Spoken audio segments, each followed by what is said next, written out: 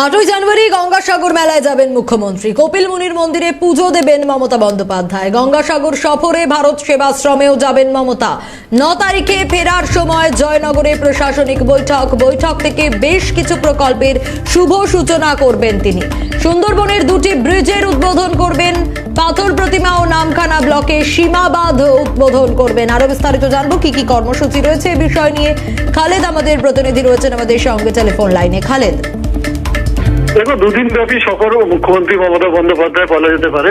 তিনি গঙ্গাসাগর যাচ্ছেন আর প্রত্যেক বছরই তিনি যান, কিন্তু প্রত্যেক বছর আমরা যেটা দেখি তিনি আগে থেকে সেখানকার যে ব্যবস্থাপনা সেটা খুঁটিয়ে দেখতে যান, কিন্তু এবার তার দীর্ঘ অবস্থার জন্য কিন্তু সেই তার যে অনুষ্ঠানটা ছিল সেটা কিন্তু পিছিয়ে গিয়েছিল।